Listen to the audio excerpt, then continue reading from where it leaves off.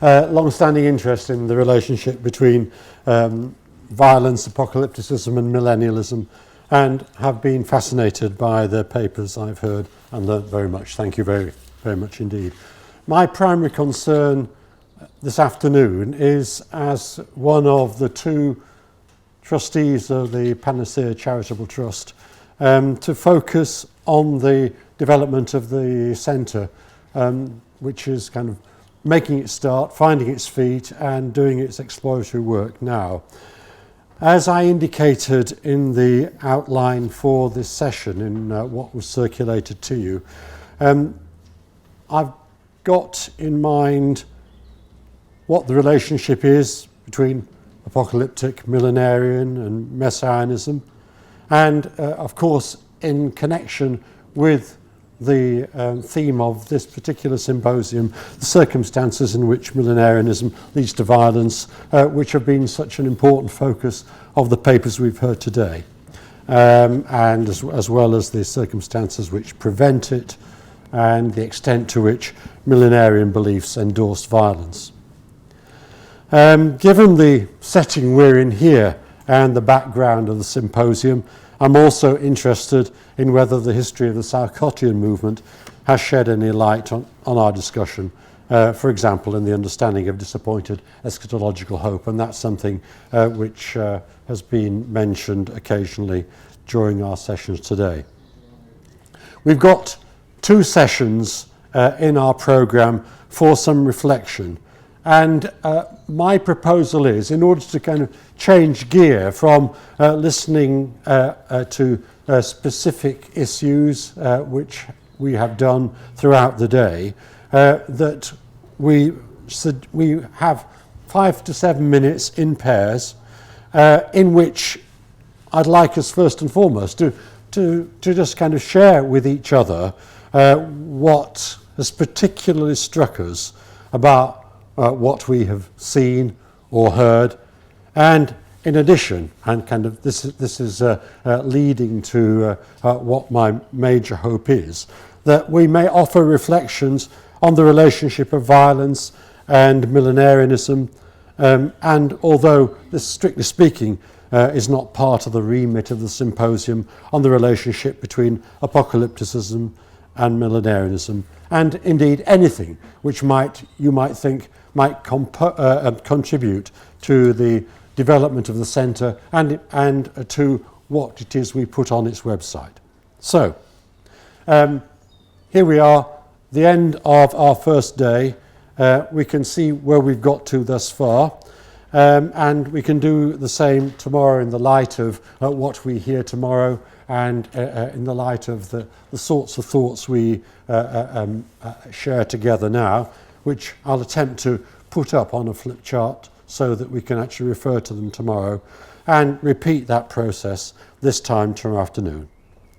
So would you like to divide up into 2s and 3s, as is most appropriate, and then we'll spend the rest of the time just kind of charting what it is you will actually want to draw attention to.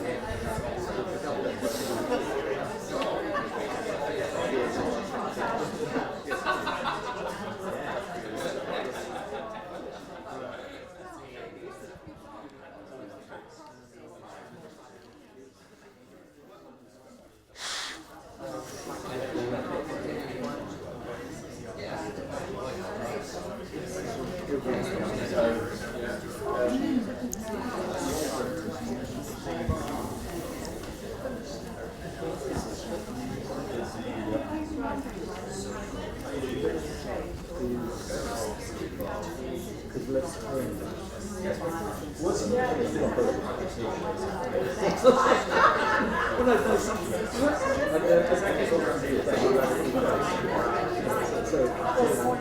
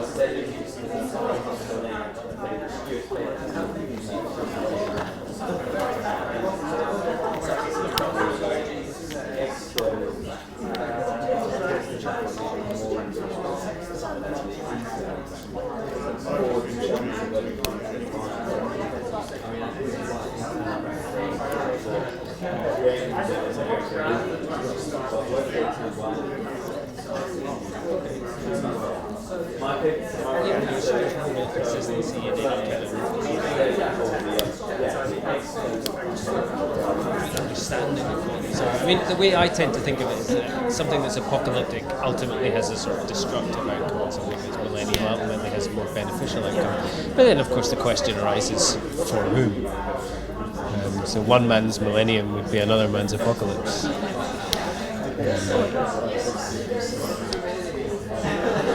But it seems, this seems like an old-fashioned way of thinking about these things, rather than sort of being aware of the idea that these terms are, we describe certain things as being millennial or apocalyptic because they're what odd people are. They're these beliefs that people have rather than us sensible people. And when we think of these kind of things, they're not millennial or apocalyptic. It's just knowledge. Right? Yeah, I think there was a big effort around the year 2000 to separate these two terms and define them. But my impression is we've all given up by now. And I think that apocalypse is a sexier word, so the media tends to use it, whereas millennial is a more scholarly word. Yeah. There was a really fascinating... Okay, one more minute.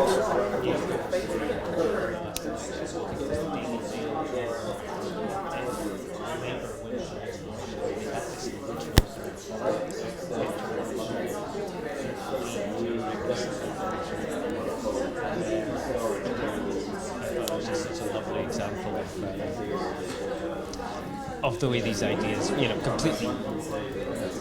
completely political in this context, were still penetrate that kind of everyday thinking. But it's that's a perfect example of one person's apocalypse being somebody else's millennium.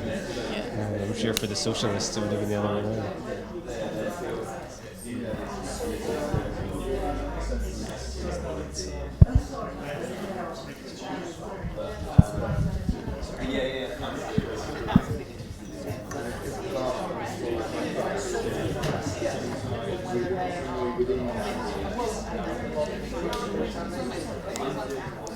Okay, folks, shall we come together?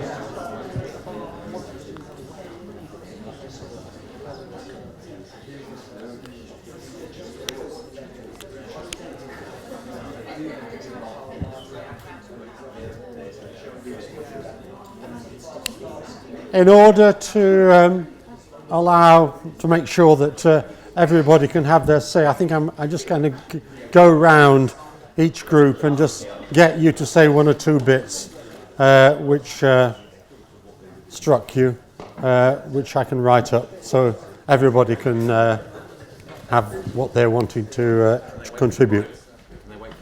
Okay, right. Okay, can we start here, please?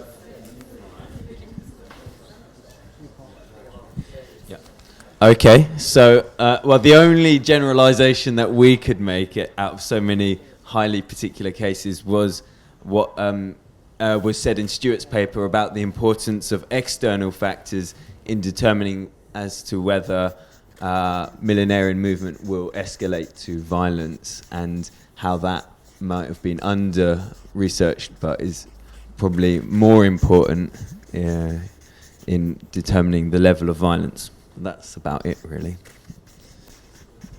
I don't know if you want to... Thank you.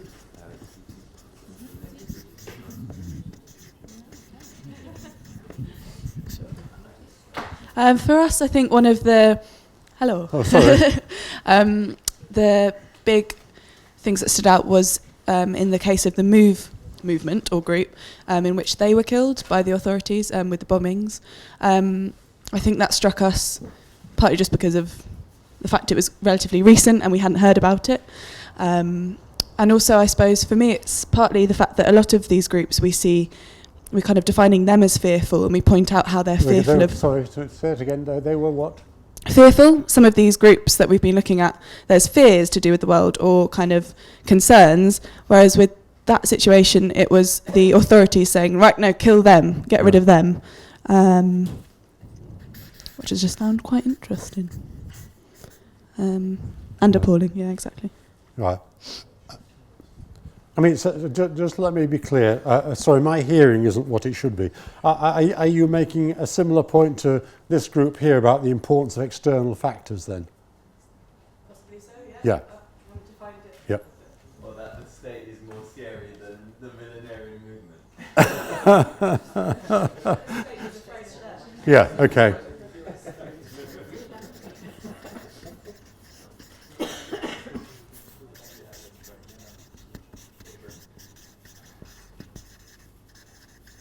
Okay, thank you. The pair in front, did you have anything to say? Okay. I just personally, hello. Yeah. I personally just found it very interesting as somebody who hasn't dealt with the subject before and just came here out of interest.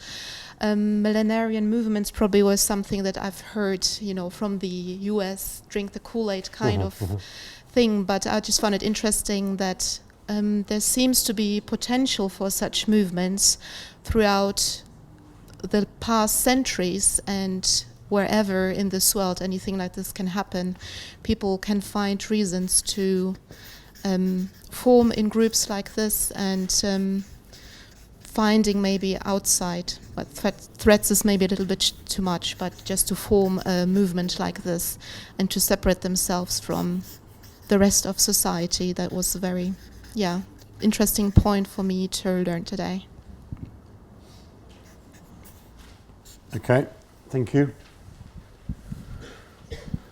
Well, the problem with us was that we both work on the Islamic world, so we spent most of the time just talking, swapping. I was quizzing Mujan about all the work that he'd been doing and about his thesis was. But one of the things which sort of came out of it, I'll talk about things for me, and Mujan can say if he wants to add anything, is really the appeal of these movements. How do we explain the appeal of these movements?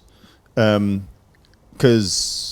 Mujan's position was that part of the reason for the Bob's popularity was, the religious factor, really. The religious beliefs made this claim more credible at this point in time, and consequently this movement emerged.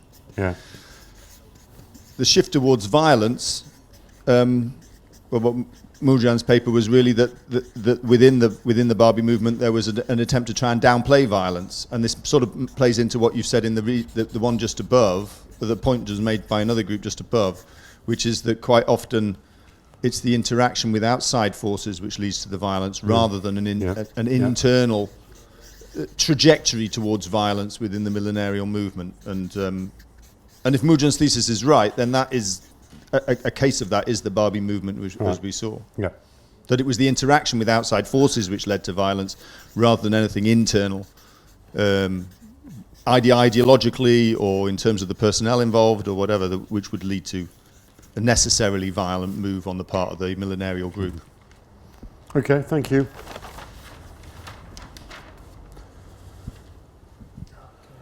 One of the commonalities we found was an emphasis on, many of these sort of rehashed case studies, and an emphasis on failure.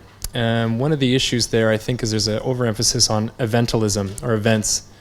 Sorry, I should preface by saying, maybe I have a hard time talking, like they were all very good papers, but this is a small criticism, I guess, of maybe, or not criticism, or directions forward, perhaps, is a better way to put it.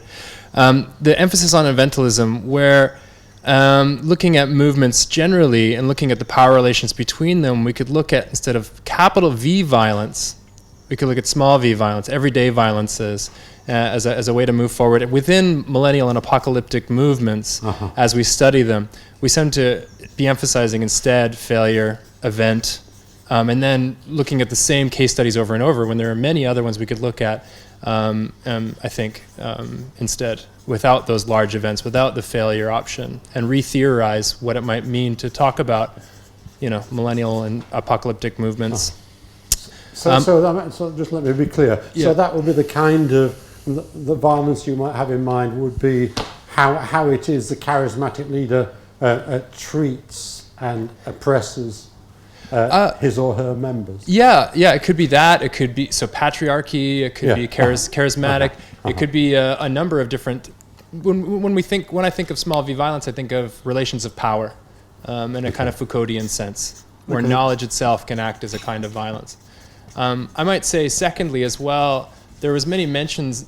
Everyone had sort of mentioned space, but I think under-theorized the way that space actually influences millennial and apocalyptic movements, ways it influences them in the way that people perceive space itself.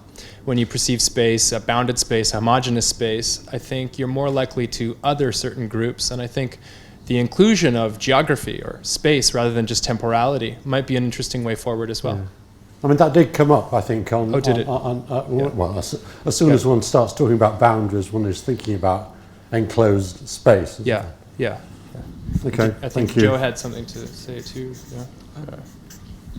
I guess I was just struck by the tension, I suppose, between explaining millenarian movements versus explaining them away. So some of the theories that we've been discussing, to me, seem very directly invested in explaining away millenarianism, explaining it away as either cognitive dissonance or as something that is the product of direct external factors, whereas in anthropology, one of the key starting points is trying to understand the internal experiences and commitments and beliefs and practices of the group themselves, and actually starting from that position and working from there as a mode of explanation, rather than assuming psychological delusion or material deprivation as the primary explanation. You instead start from the premise that actually the people themselves within these groups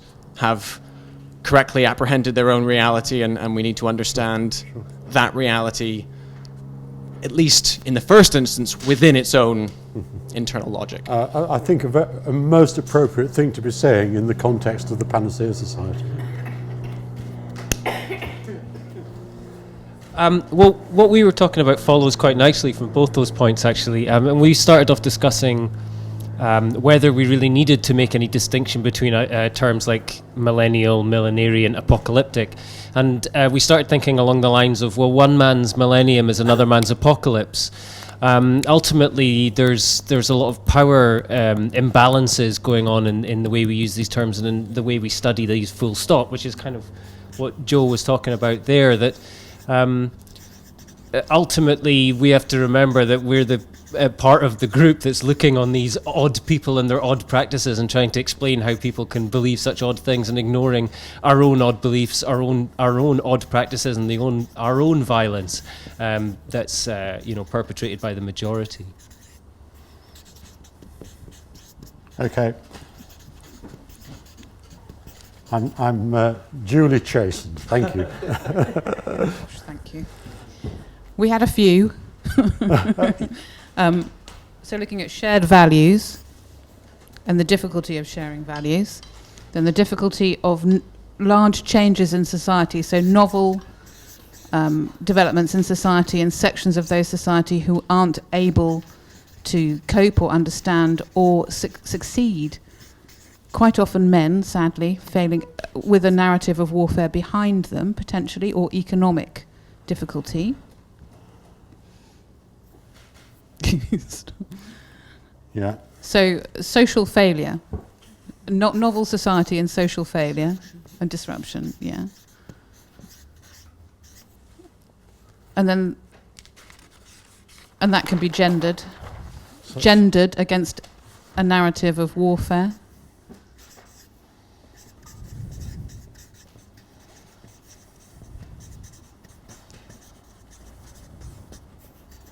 Yeah. And then political space supported or supplanted by the divine against secular narrative. What else are we saying? And a power vacuum. But yeah, power vacuums. So it's a political space which is occupied by the secular rather than the sacred. Political space supplanted or influenced by the divine. Yeah. And that in turn influenced by which was Joseph's point, the conflation of past and future. So the temporal conflation, which possibly links into notions of identity and tradition.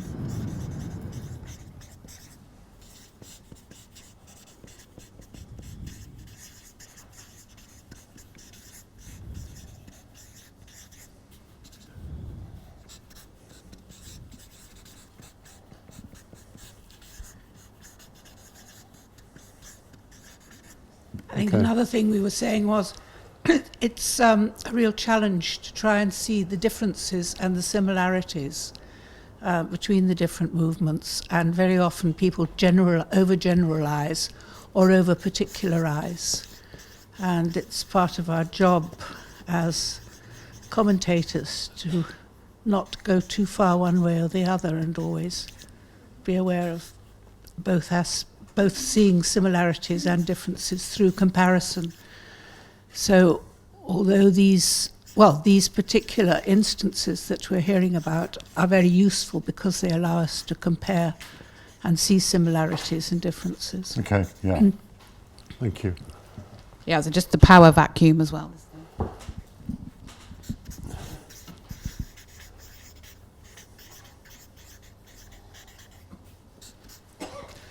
Yes, we pondered the difference between millennial movements and apocalyptic, and really couldn't see a lot of difference. And it just depends on what term you apply to it. One of the things we discussed was I think it's sort of been alluded to, the difference between big V and little v. It struck us how often these movements revolve around exploitative and coercive relationships within the community itself, particularly of women and children, which can, by no stretch of the imagination, be regarded as consensual. And we just wondered whether we need to be careful about accepting at face value the theological arguments that underlie or appear to justify the kind of intra-community relationships that are going on. You know, how much of it is just a convenient fiction. Another thing that we didn't discuss it, but something that has struck me, and it relates as well to the kind of rhetoric that's been surrounding recent high-profile political campaigns in the US and the UK, is the presentation of victimhood as a motivating factor. And it seems to me that victimhood is a very powerful motivator for violent reaction. And how prevalent is that mindset in the kind of movements we're talking about? Could it also apply to men feeling emasculated? It may well do in future, yeah. or possibly now, yes. Yeah. Okay, thank you.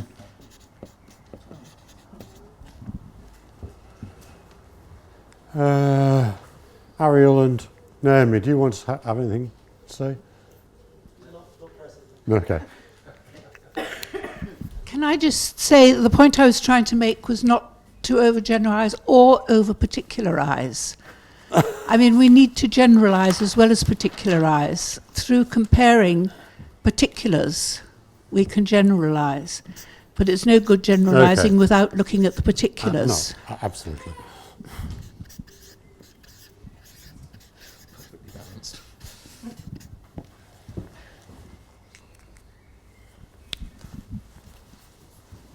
Go on.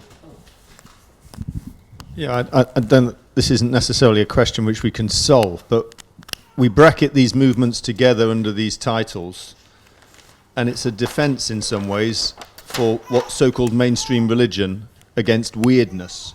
Uh-huh. And I wonder whether methodologically whether that's problematic, and whether we can distinguish between these strange movements, which obviously have a certain exotic interest. I mean, I have to be completely honest. One of the reasons I'm interested in these is because it never ceases to amaze me what incredible things the human mind can come up with, and that's fascinating. So part of the reason for being interested in them is because they're unusual, but we create that unusualness out of a usualness of other things, and methodologically that's a question to be asked, and so I'm very aware of that, and that sort of comes into the ideas of generalizing and particularizing, and whether we're talking about spectrums rather than categories. Yeah. Okay. All mainstream religions started life as weird outliers. Yes, I think that point is actually quite important. You said how, like the beginnings of Christianity, what I was describing was, well, Christianity in its early days was a millennialist new religious movement in Judaism, and was no doubt considered very weird by most Jews. So we need to sort of see what we're doing in the context of all religions. Okay. I was just going to add to that, to look at our own cultural bias from that perspective, but the aesthetics of it is linked to that. So our current aesthetic view of what is scientific, religious, cultural, socially normative has an aesthetic at all times. Yeah.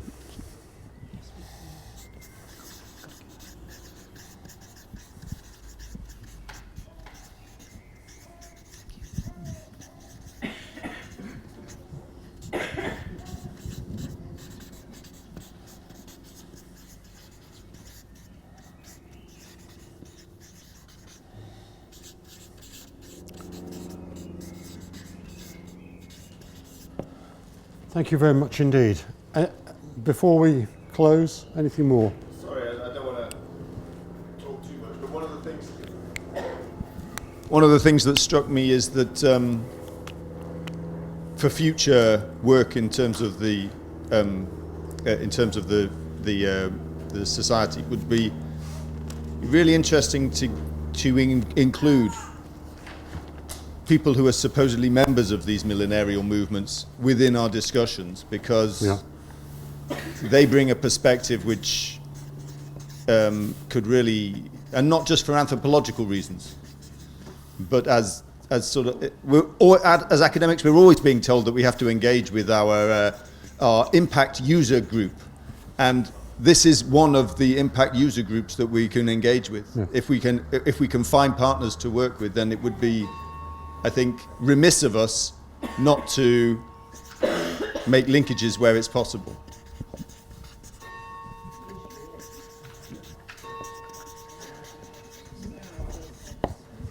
Thank you.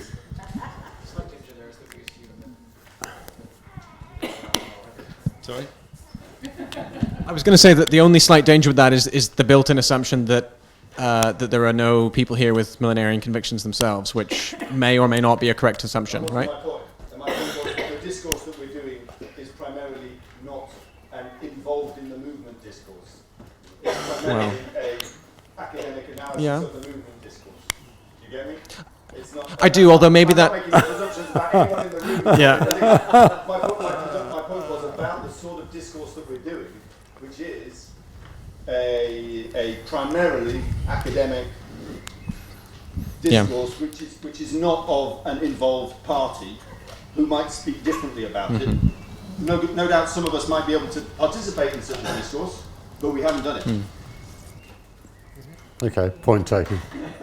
Well, I think you Okay, I think you should ask Eileen's advice about making them recite the Chatham House rules first. This is what they do at the Inform conference. No, we have them all the whole time. We invite people in so we get different perspectives. But we do have the Chatham House rule. Okay. Everyone's got to get to Chatham House. To the bar downstairs.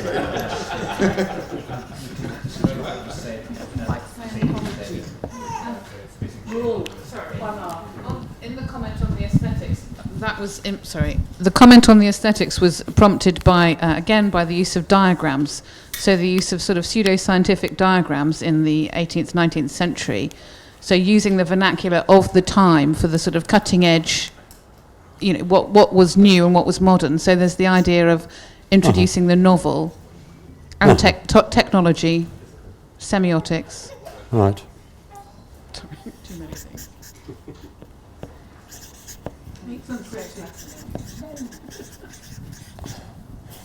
So diagrammatical, scientific.